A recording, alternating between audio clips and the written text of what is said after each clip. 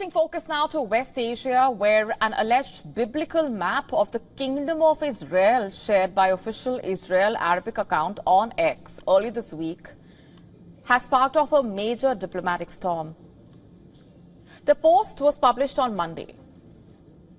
It basically shows the boundaries of the ancient kingdoms of Israel and Judah in 928 BC, which encompassed part of modern-day Jordan, Syria, Lebanon, as well as areas controlled by the Palestinian Authority in the West Bank.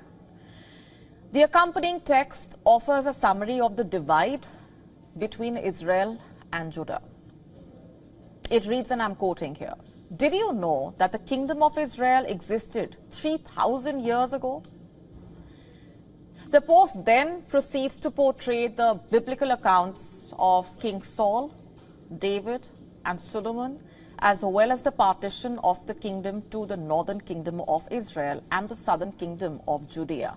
It talks about their respective destruction and the exile by the Assyrian and Babylonian empires. The tweet reads, and I'm quoting, "This division led to political conflicts throughout the history of the people of Israel, and its effects continued for hundreds of years," quote unquote. However, the Jewish people in the diaspora continued to look forward to the revival of their powers and capabilities and the rebuilding of their state, which was declared in the State of Israel in 1948 to become the only democracy in the Middle East, quote unquote. However, not everyone was pleased with this history lesson from Israel. The biblical map was featured in outlets across West Asia, including Saudi channel Al Arabiya, Qatari outlet Al Jazeera, and others. Not just that, many Arab language users also criticized the map. They argued that the biblical version of Israel's history has not thoroughly been supported by archaeological evidence or other historical sources. Some netizens also took issue with Israel's claim of being the sole democracy in the Middle East, quote unquote. Others characterized the post as a provocation. The post also drew fury from Israel's Arab neighbors. Jordan condemned the move and accused the Israeli government of encouraging continued conflict and violence in the region. The Jordanian Ministry of Foreign Affairs claimed that the post followed the trend of inflammatory comments made by far-right members of the Israeli government. The statement, attributed to Foreign Ministry spokesman Ambassador Dr. Sufyan Quda, said, and I'm quoting here, "These allegations and illusions adopted and promoted by extremists in the Israeli government, which encourage the continuation of cycles and of violence and conflict, constitute a blatant violation of international norms and laws," quote unquote. Calling for international condemnation, Quda demanded that the Israeli government immediately cease these provocative actions and stop the provocative statements. Criticism also came from Qatar's foreign ministry. Doha said that the map claiming to represent historical Israel was a flagrant violation of international norms. Doha also warned that Israel's evident aspirations could further hinder the chances of peace in the region. The country also called on the international community to confront Israel's expansionist ambitions in Arab lands. The UAE Foreign Ministry statement also slammed the map as a flagrant violation and breach of international law. Its statement read, and I'm quoting here, "The UAE's absolute rejection of all provocative practices aimed at altering the legal status of the occupied Palestinian territories," quote unquote. The ministry stressed on the need to put an end to unlawful practices that threaten the two-state solution and the establishment of an independent Palestinian state, quote unquote.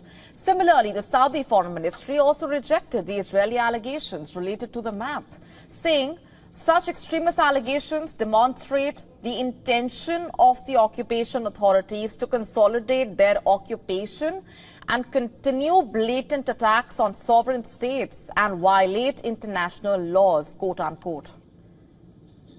The Arab League Secretary General Ahmad Abul Gheit stated in a press release, and I'm quoting here, "The publication of these alleged maps is not a trivial act and must be understood in the context of the extreme right-wing extremism and religious obsession engulfing the Israeli government and its leaders to the extent of invoking and promoting historical myths as facts, quote unquote. Of course, the Palestinian Authority also condemned the map as a violation of international resolutions and laws. And as far as Hamas is concerned, as expected, Hamas rejected in a telegram statement calls to annex territories marked on the map as a confirmation of the Israeli occupation's aggressive nature and expansionist ambitions, quote unquote. It said Israel's hostile policies and repetitive public statements necessitate strong stances and measures by the Arab League and Arab and Muslim governments to confront these ambitions and stop the continuing Zionist crimes against our Palestinian people, quote unquote. You see, the publication of the map comes at a time when far-right ministers in the Israeli government talk up prospects of a full Israeli annexation of the occupied West Bank and the rebuilding of settlements in Gaza, both Palestinian territories occupied by Israel since 1967. In November, far-right Finance Minister Bezalel Smotrich declared that 2025 will be the year of sovereignty in Judea and Samaria, quote unquote. He was basically referring to the occupied West Bank. Smotrich, who also heads a government body managing Israel's illegal settlements, ordered preparations for the eventual seizure of the Palestinian territory. Last night on GRAVITAS, we told you all about US President-elect Donald Trump and his new American dream of expanding the US territory and the statements that he has been making regarding the same. How exactly does he plan to go about doing that? He's talked about making Canada the 51st state of the U.S., including Panama Canal and Greenland as part of America, and renaming the Gulf of Mexico as Gulf of America. And now America's allies, Mexico, Canada, Spain, have hit back at Trump, registering their rebellion against his expansionist claims. What exactly happened there?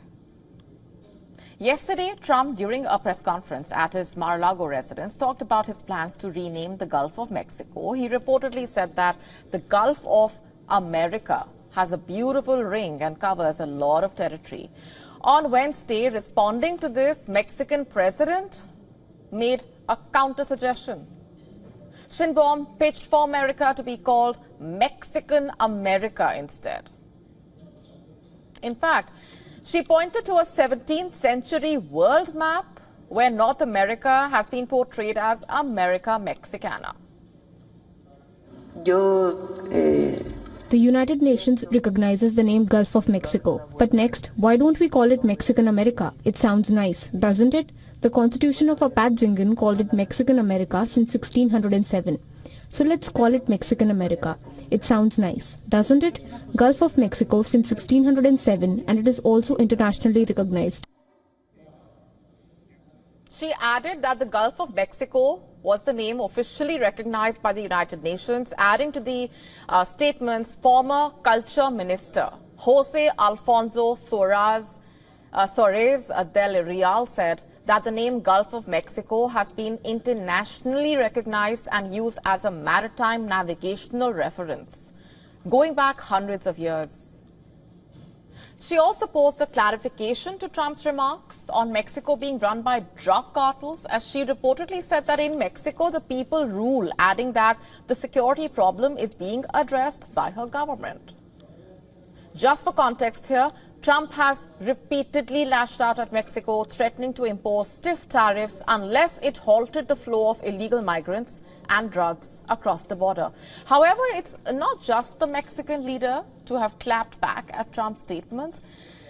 A senior Canadian official, Ontario Premier Doug Ford, also reacted to Trump's proposal of making Canada the 51st state of the United States, with a counter-proposal of purchasing two American states of Alaska and Minnesota. Speaking to the press, he mentioned that Trump's plans were not even realistic to begin with. You see, Trump first mentioned about the possibility of taking over Canada with Justin Trudeau before he announced his resignation early this week. In a social media post, Trump also shared a map showing Canada as part of the United States and used "Oh Canada" as the caption. And then on Tuesday, Trump went a step further and threatened to use economic force to absorb Canada into the United States, if need be. Something that has not gone down well with the Canadian officials, who no longer viewed this as a mere joke, provoking remarks from Justin Trudeau himself.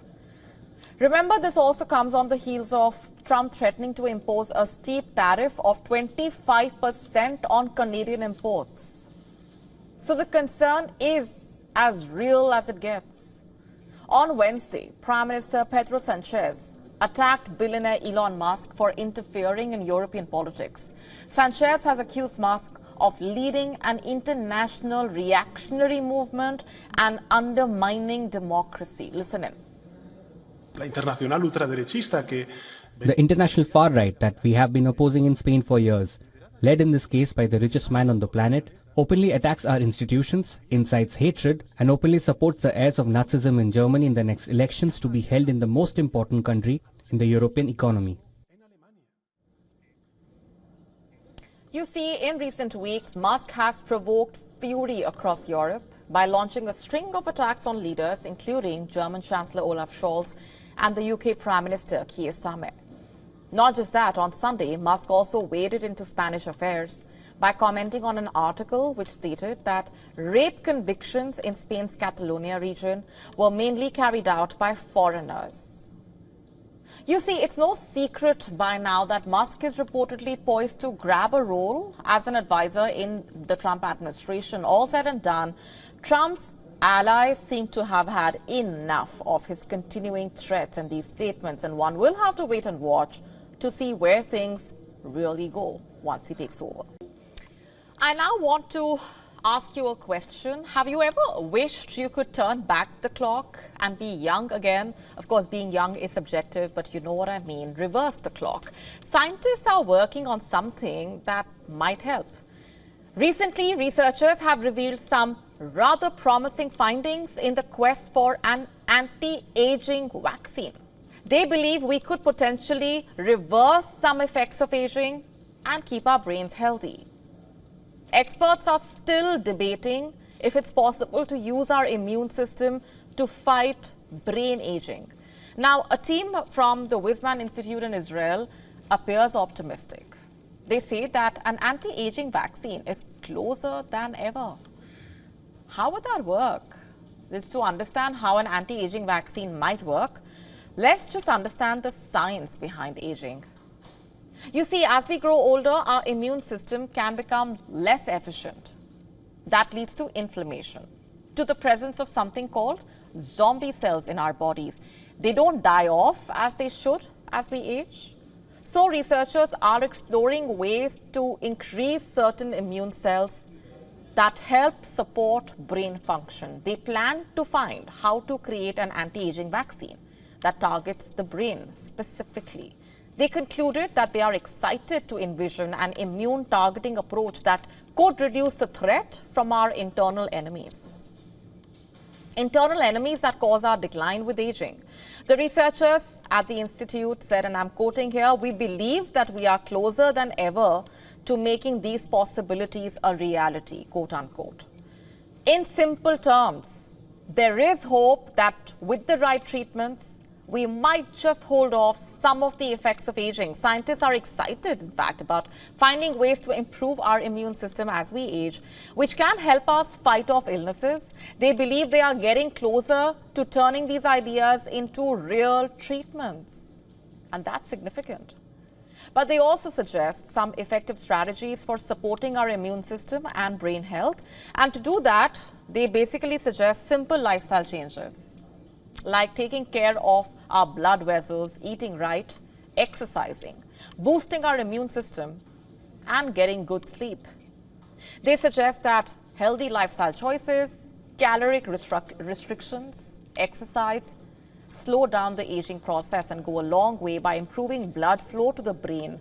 Until we have a vaccine that can actually slow down aging, these are some simple yet effective tips that can help. And one key piece of advice from researchers is to prioritize quality sleep. Research indicates that sleep plays a vital role in clearing waste from our brains, which of course is essential for maintaining brain health. And as we age, sleep disruptions can become more common, negatively impacting this important process individually. These tips might seem basic, but together they could really help combat aging. So make an effort to get good sleep. It's free, quick, and proven to help keep you feeling youthful.